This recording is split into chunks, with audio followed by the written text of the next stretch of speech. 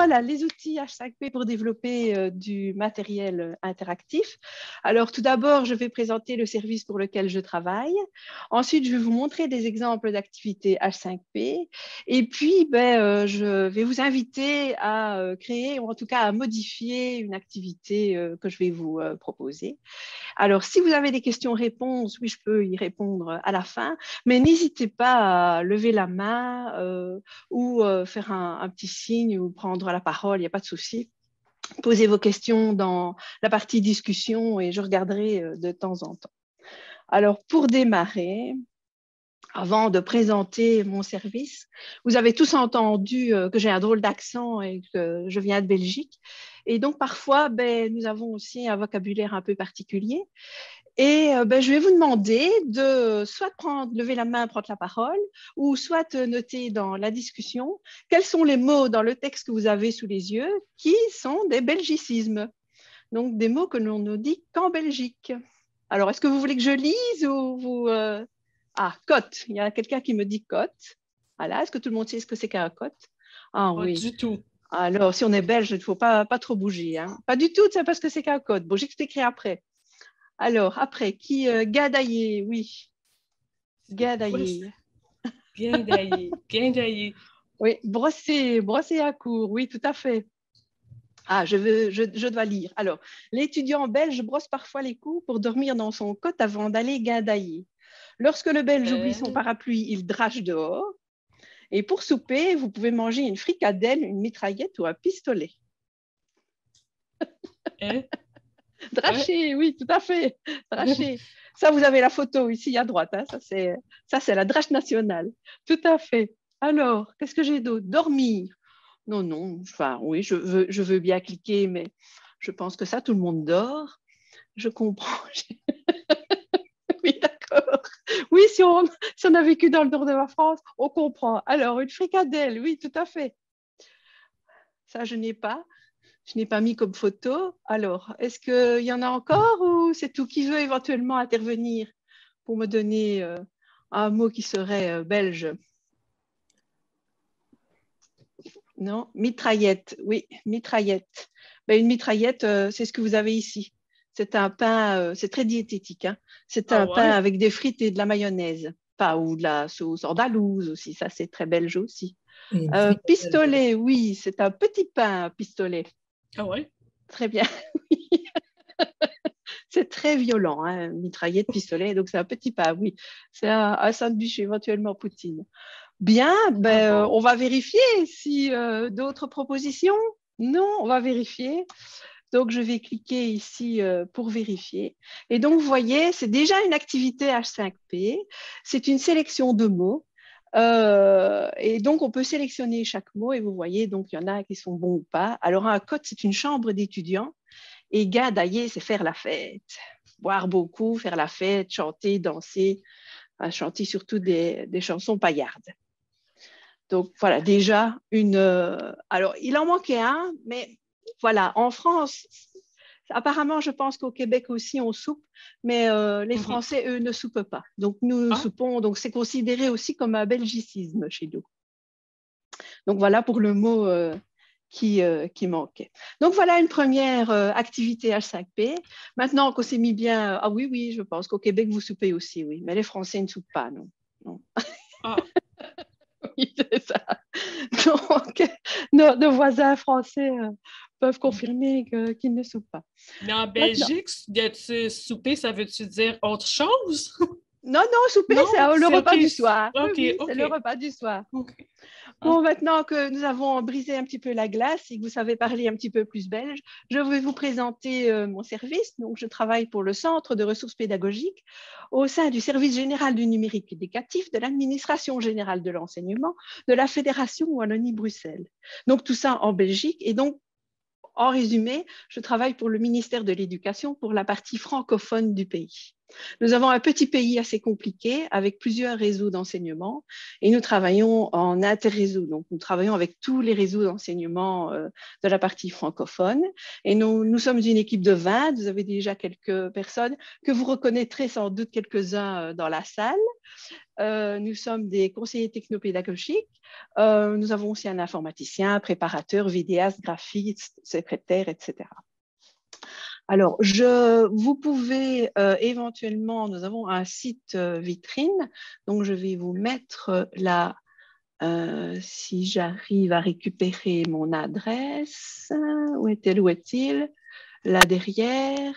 Donc voilà, je vais vous mettre le site, l'adresse pour le site vitrine, vous pouvez aller voir notre site du CRP. Alors, nos missions, en fait, nous accompagnons essentiellement les enseignants de promotion sociale.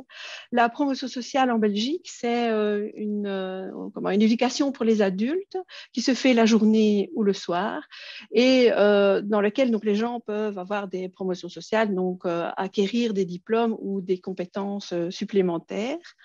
Et donc, dans ce cadre, nous créons et nous développons des modules sur Moodle, donc sur la plateforme Moodle.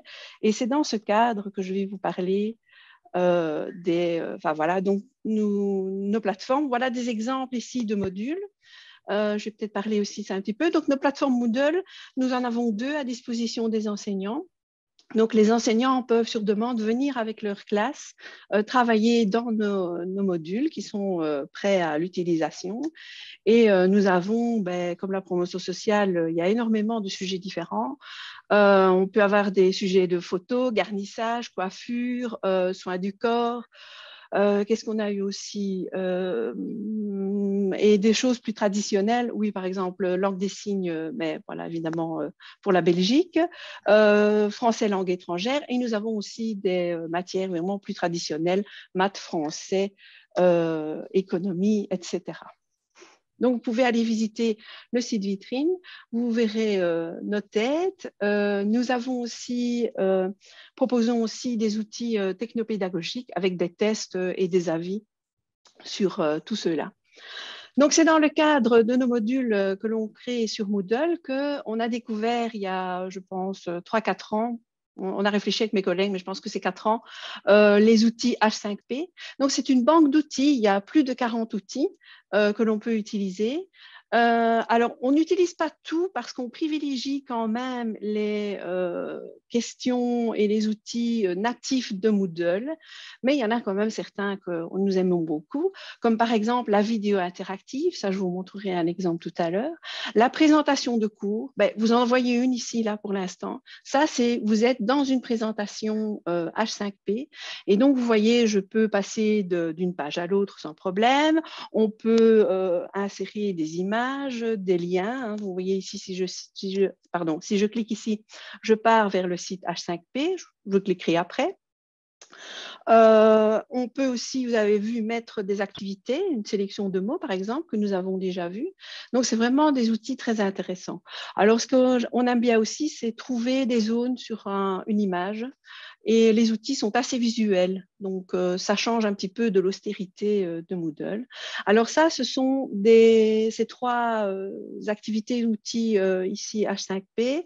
Ce sont on pose des questions, donc ce sont vraiment des activités de questionnement.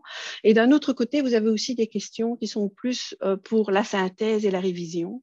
Donc par exemple, hotspot, donc sur une image, vous pouvez mettre des petits points et les étudiants vont aller cliquer sur les petits points et vont avoir des informations plus complètes sur un sujet. Donc là, c'est plutôt pour révision synthèse. Agamotto, j'aime aussi beaucoup, c'est une série d'images et vous passez de l'une à l'autre en fondu enchaîné. Et vous avez aussi une ligne du temps. Donc ça aussi, c'est vraiment très intéressant. Donc, je vais vous mettre le site de H5P. Donc, si vous voulez avoir toutes les informations, le site officiel de H5P, le voici, le voilà. Donc, vous voyez que ici, si je clique, je pars vers le site H5P. Voilà, qui est là. Vous voyez, donc ça, c'est vraiment pas mal du tout déjà dans les présentations. Ensuite, voilà. Donc, en fait, quand vous voulez créer une activité H5P, vous entrez dans cet écran ici et vous voyez, vous avez plus de 40 activités. Vous voyez, ça prend quand même du temps pour toutes les faire défiler et pour voir Alors, vous avez aussi des questions plus traditionnelles comme des vrais faux, des questions à choix multiples. Mais bon, voilà, ça, nous n'utilisons pas tel quel. Alors, voilà, donc ça, je peux... Vous êtes dans une présentation interactive, donc ça, je l'ai déjà dit. Alors, où trouver des exemples? Parce que c'est bien beau de dire qu'il y a 40 outils différents, mais vous pouvez trouver des exemples directement sur le site H5P. Donc, voilà, je vais aussi vous envoyer le lien, s'il est complet. Voilà, excusez-moi. Ah, pourtant, c'est préparé, mais c'est tout derrière. Tout, j'ai un petit peu du mal d'accéder à mes liens. Voilà. Donc, vous pouvez aller directement sur le site de H5P pour aller voir les différents outils, ce qu'on peut faire avec les différents outils. Hein. Donc, vous les avez tous ici. Si vous cliquez sur un, par exemple, ben voilà, Dialog Cards. Malheureusement, le site est en anglais. Donc, et vous avez souvent plusieurs exemples. Donc, vous voyez ici, voilà, turn, voilà. OK. Et donc, parfois, là, ici aussi, vous avez un autre exemple de dialogue carte. Donc, sur le site, c'est très bien fait. Vous avez des exemples de toutes les activités. Donc, vous pouvez aller voir comment elles se font. Alors, ici, on a trouvé deux applications qui permettent de créer des activités H5P en local, donc sur sa machine. Donc, ce sont des applications à installer sur son PC. Il y en a une qui s'appelle Lumi et l'autre qui s'appelle LogiQuiz. Je vais aussi vous les mettre dans la discussion. Alors, Lumi, voilà. Lumi, pour certaines activités, il y a des bugs. Donc, il faut utiliser Lumi avec beaucoup de précautions. LogiQuiz, j'ai découvert cette application ce lundi. Donc, ça a l'air d'aller, mais voilà, aussi prendre avec beaucoup de prudence, sauver régulièrement son travail pour voir s'il n'y a pas un bug qui vient voilà, tout gâcher. Et donc, avec ces applications, vous pouvez aussi être renvoyé vers le site de H5P pour avoir des exemples. Alors, sur le site H5P, vous pouvez aussi créer des activités. Malheureusement, il n'y en a que une douzaine qui sont accessibles directement. Donc, voilà. Mais enfin, je pense qu'il y a quand même les principales. Il y a la présentation, le choix multiple. Bon, déjà, pour donner une idée de ce que l'outil peut apporter comme plus-value à vos contenus de cours. Maintenant, on a visualisé et créé. Comment est-ce que les étudiants vont pouvoir accéder à ces activités H5P? Alors, si vous avez créé une activité sur le site H5P, vous pouvez envoyer les étudiants vers ce site H5P. Bon, malheureusement, là, vous n'aurez pas de retour. Est-ce que l'étudiant a bien réussi les activités ou pas? Bon, là, ça pose un souci. Alors, nous, évidemment, nous l'utilisons dans Moodle. Là, il y a moyen de Moodle récupère les points et donc vous pouvez vraiment voir le suivi des apprenants par rapport aux différentes applications. Vous pouvez aussi utiliser l'application Lumi, mais là, c'est plutôt pour visualiser et transformer vos fichiers en HTML et envoyer le fichier HTML que l'étudiant va pouvoir visualiser voilà, sur sa machine. Et la même chose avec LogiQuiz, qui est associé à DigiQuiz. Donc ça aussi, je vais vous mettre le lien vers DigiQuiz. Et je vais vous proposer aussi directement d'aller essayer un exemple que j'ai mis sur DigiQuiz pour vous. Donc, je vous invite à aller tester une activité H5P directement en ligne. Voilà, et donc voilà à quoi ça ressemble. Et donc ici, il faut ordonner les cartes. Et pour ceux qui ont des bons yeux, vous lisez bien. Près de chez moi, nous avons une bière qui s'appelle de l'urine.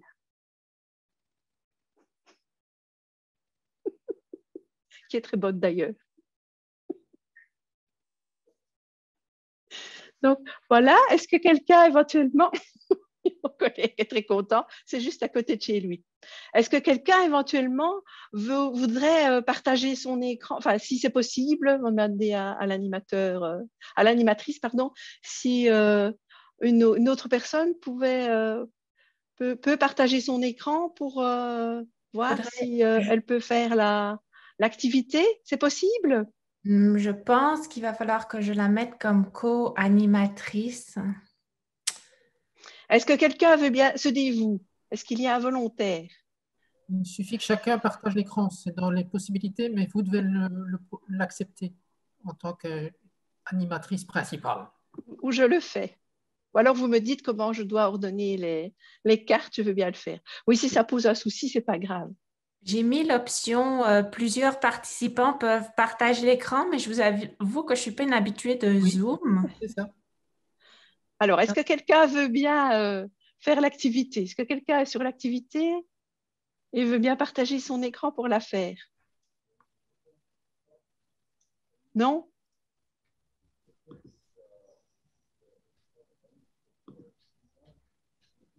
Bon, alors, qui veut bien me dire est-ce que la bière, je la mets en premier?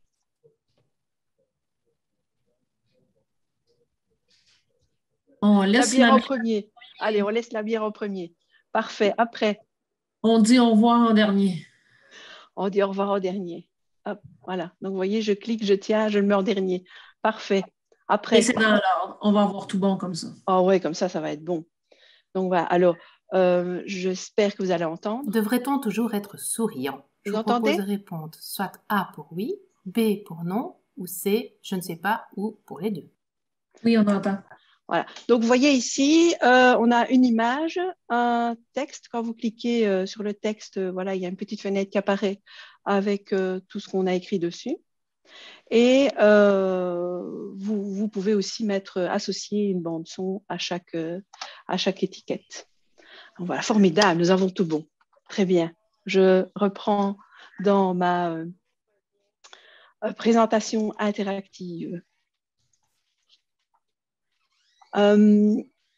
Donc ici maintenant, ce que je voulais vous faire, c'était parler plus précisément de la présentation interactive dans laquelle je suis.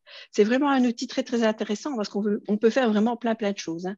Donc vous avez vu, j'ai mis des liens, des vidéos, on peut mettre des audios, on peut mettre des activités, on peut mettre des vrais-faux, donc des activités plus traditionnelles, vrais-faux, choix multiples, des glissés, déposés sur texte, etc.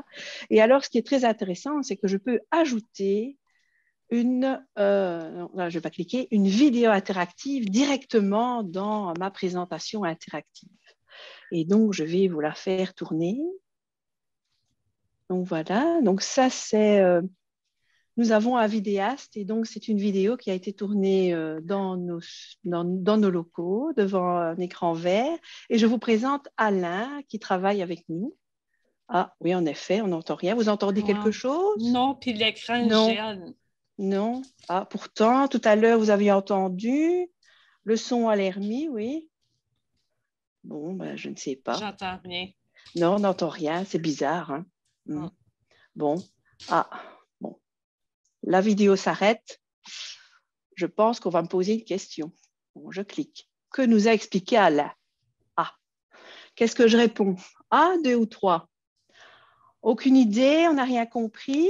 Les chauffeurs poids lourds doivent parfois faire de nombreux kilomètres pour déposer leurs marchandises, ou il est important de porter un gilet de sécurité lorsqu'il y a du brouillard. Qu'est-ce que je réponds? Un, deux ou trois? Allez-y.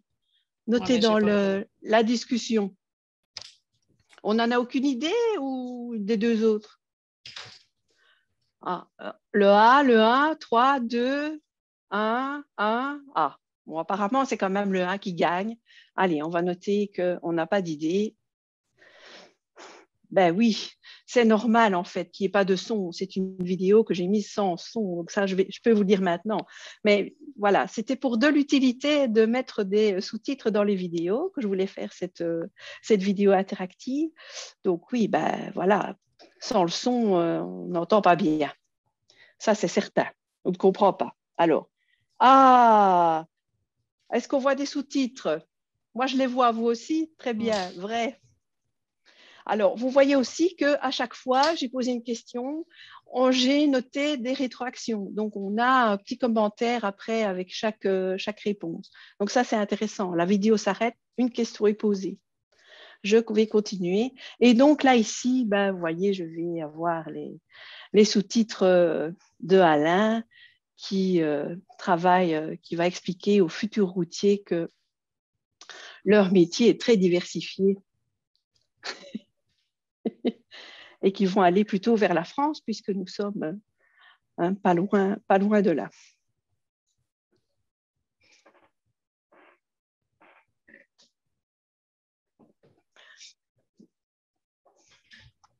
Voilà, allez, j'ai peut-être mis un petit peu trop.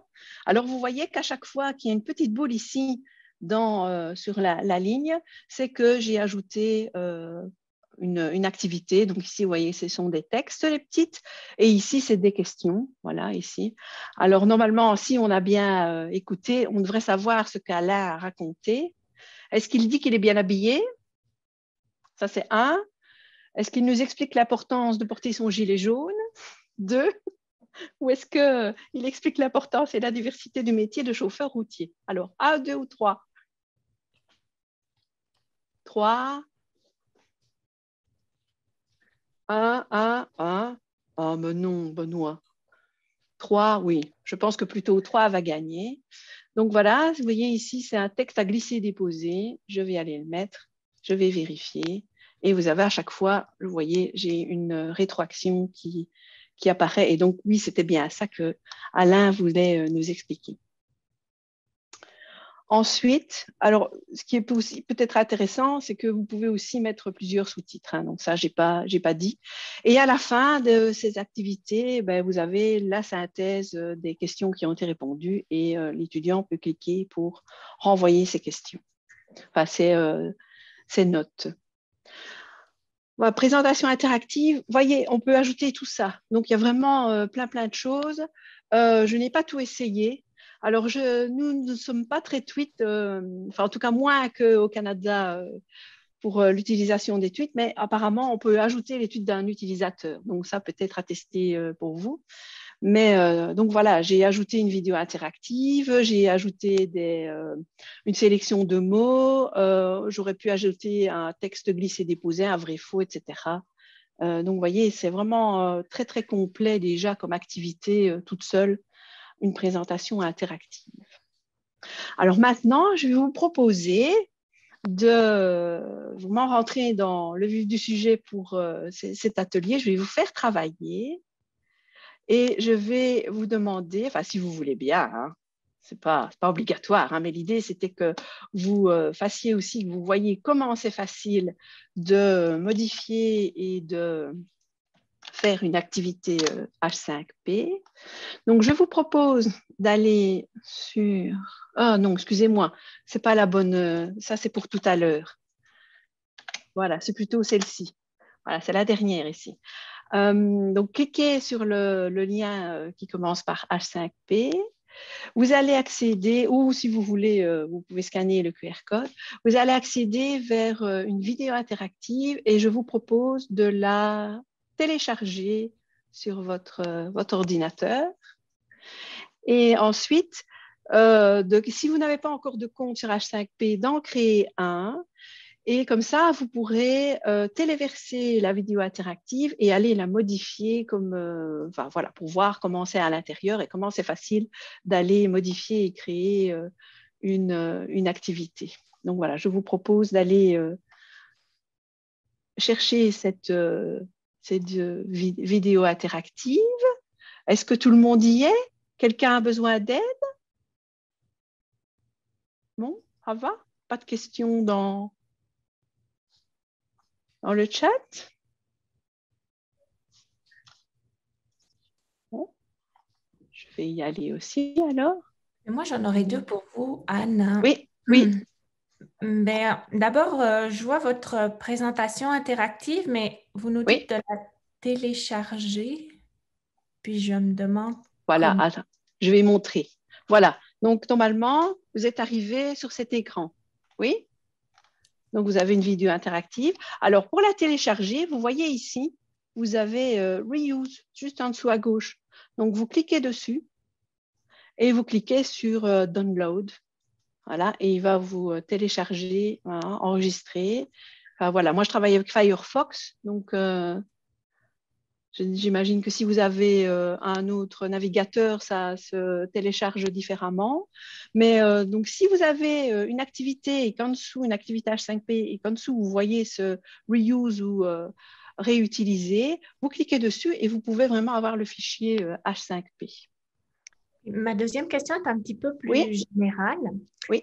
Donc, en fait, moi, j'enseigne des cours sur le numérique, puis j'allais inviter mes étudiants à utiliser ce H5P, puis une autre alternative aussi que je ne citerai pas ici, là. Puis, finalement, j'ai comme défavorisé H5P simplement parce qu'il était en anglais, puis que les manuels et tout ça était beaucoup en anglais, puis je savais que certains étudiants vont éventuellement rouspéter à ce sujet-là. Oui. Donc, là, en utilisant l'UMI, je contournerais ces problèmes-là, hein, si j'ai bien compris. Oui, tout à fait. Là, c'est tout traduit, mais il faut parfois, là, comme je te disais tout à l'heure, j'ai parfois eu des bugs et fait des activités et ne s'enregistre pas d'une manière adéquate. Et voilà, on ne sait pas les récupérer. Donc voilà, mais l'UMI, oui, en effet, c'est traduit. Alors, je peux peut-être montrer aussi l'autre. Je ne sais pas si tout est... Attendez, je suis un petit peu perdue dans tous mes... voilà, ici. Par contre, LogiQuiz, si vous créez un contenu, je pense qu'ici aussi, ça reste, oui, voilà, ici aussi, ça reste en anglais. Alors, éventuellement, ce qui serait plus intéressant, enfin, en tout cas, sur Moodle, c'est aussi traduit. C'est aussi traduit. Et alors, souvent, quand vous avez des commentaires éventuellement qui apparaissent dans l'activité, souvent, ils peuvent être traduits aussi. Donc, ça, c'est peut-être aussi très intéressant au niveau de la vidéo, enfin, des outils H5P. Donc, voilà. Est-ce que tout le monde a réussi à télécharger l'activité? Oui, en cliquant sur Reuse. Enfin, est-ce que vous avez encore une autre question? Je vais peut-être un peu vite. Non? Plus de questions? Alors, après, ce que je vous propose, je vous invite à créer un compte. Donc, voilà, pour télécharger, c'est Reuse, ça j'ai déjà dit. Je vous propose si vous le voulez bien, c'est de créer un compte sur H5P et comme ça, vous pourrez téléverser la vidéo interactive, rentrer dedans et pour la modifier à votre guise. Donc, pour ça, vous cliquez sur Create a Free Account. Donc, évidemment, le site est en anglais. Donc ici, donc voilà, vous créez Create a Free Account, vous donnez les informations et il va vous créer le compte directement. Est-ce que ça va pour tout le monde, cette création de compte? Oui. Non, c'est pas gratuit. Alors, ce qui est gratuit pour 30 jours, c'est un espace de stockage plus conséquent. Mais vous pourrez toujours avoir accès à votre compte et une douzaine d'activités à faire en ligne. J'ai mon compte depuis bien 3 ans maintenant. Et donc, H5P, c'est gratuit. C'est éventuellement du stockage qui serait payant. Donc, une fois que vous êtes dans votre compte, oui, alors vous cliquez sur Try Out. Oui, j'ai un accent formidable anglais.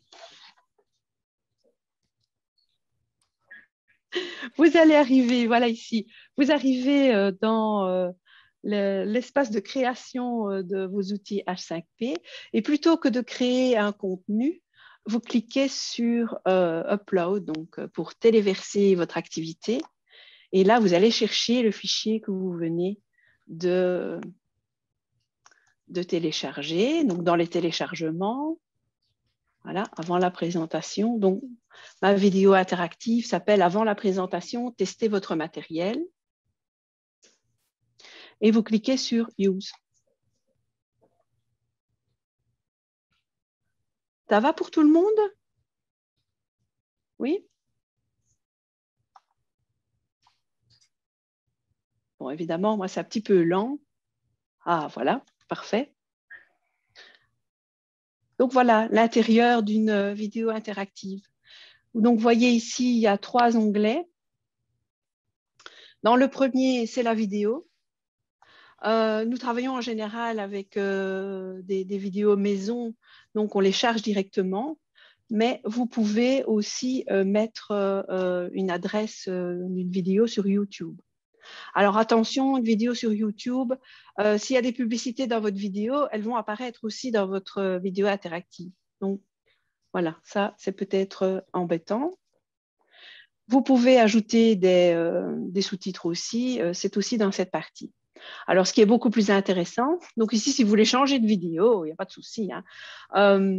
Et d'ailleurs, ici, si vous avez déjà créé des activités dans votre vidéo et que vous vous dites « Ah, zut, j'ai un souci dans ma vidéo, je dois la refaire, elle est un petit peu plus longue ou plus courte », pas de souci, vous pouvez changer la vidéo, vos activités vont rester, mais le minutage va rester. Donc ça, il faudra peut-être que vous adaptiez le moment pendant lequel l'activité va apparaître. Parce qu'il y a des activités où quand on change, par exemple, quand on veut faire l'activité Find the Hotspot, on change l'image de fond, il faut tout recommencer. Donc ça, c'est un peu embêtant. Et donc ici, on passe dans le deuxième onglet c'est là qu'on va ajouter des interactions. Alors, vous voyez ici, on en a un petit peu moins que pour la présentation interactive, mais c'est quand même pas mal. Vous avez des choix multiples, vrai, faux. Vous avez des textes lacunaires. Donc, vous pouvez demander à l'étudiant d'écrire quelque chose. Et aussi, vous pouvez demander aussi que la vidéo, à un certain moment, on arrête la vidéo et l'étudiant peut partir dans un sens ou dans l'autre, vous poser une question. Il peut cliquer et vous pouvez aussi rediriger vers un autre endroit de la vidéo. Donc, la vidéo précédente, je vous l'ai montrée, elle s'est donc elle s'est parcourue d'une manière linéaire, mais vous pouvez faire des sauts dans la vidéo. Donc ça peut être intéressant. Si l'étudiant n'a pas bien répondu à la question que vous lui avez posée, vous pouvez revenir un peu en arrière, par exemple, pour lui refaire revoir et pour qu'il trouve la bonne réponse. Oui, ça, alors, je vois que Jackie a écrit une question. La digitale, comme je dis, j'ai découvert ça lundi. Donc, c'est possible, je ne peux pas vous répondre. Et tant mieux si c'est possible d'enlever les vidéos. Je pense ensuite qu'ils ont un lecteur de vidéos qui supprime les... donc, voilà, peut-être à tester, en effet. Alors ici, vous pouvez faire tourner votre vidéo. Bonjour, nous allons vérifier si le son de mon micro Bonjour. fonctionne. Voilà, je ne sais pas si vous avez eu l'occasion de tester cette vidéo interactive.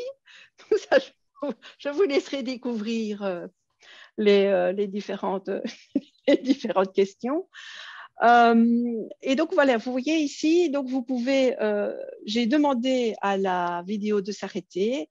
Et donc, à chaque fois que vous avez une petite boule, vous avez une question, enfin, en tout cas, vous avez une activité. Et si vous cliquez sur l'activité, vous voyez une page qui s'ouvre.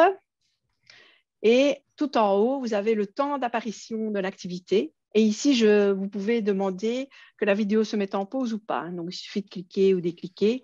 Donc, vous pourriez faire apparaître la question une dizaine de secondes. Et voilà, si l'étudiant ne clique pas dessus, ne répond pas, voilà, c'est possible. Donc, ça dépend de ce que vous voulez faire.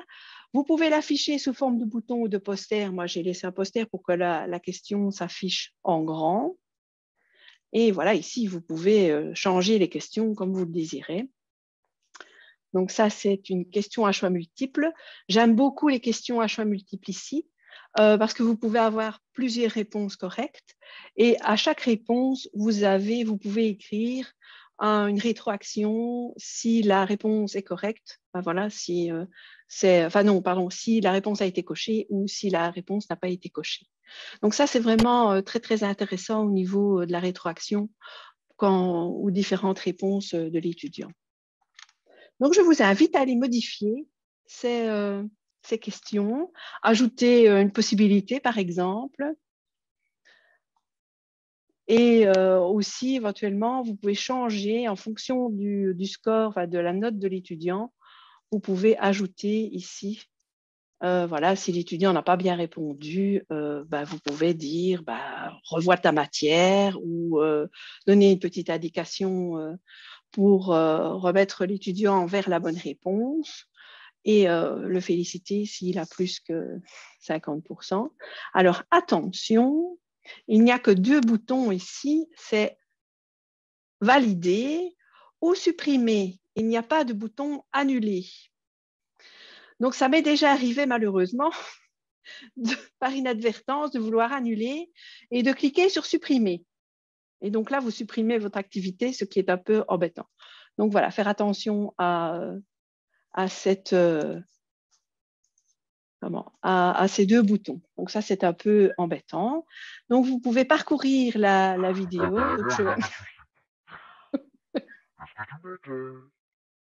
Donc voilà pourquoi je ris, parce que j'entends ma collègue avec une voix d'outre-tombe. Voilà, vous pouvez arrêter la vidéo, vous le souhaitez, et ajouter une autre question, une image. Allez-y. Faites-vous essayer et d'ajouter un vrai-faux, par exemple. Voilà, donc vous voyez que la page de création de la question apparaît. Vous pouvez changer ici le minutage, vous pouvez le laisser, le réduire, l'augmenter, ça c'est comme vous désirez. Mettre la vidéo en pause, le laisser en bouton.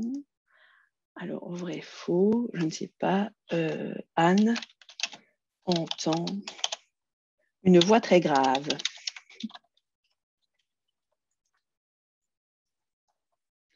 Vrai ou faux? Ah oui, non, ça, voilà, ça c'est l'étiquette. Je vais mettre aussi ici dans la question. Voilà, vous pouvez mettre partout. Entend un, oui, vrai. Et donc ici, ce que vous pouvez faire, par exemple, dans l'adaptivité, voilà, vous avez traduit.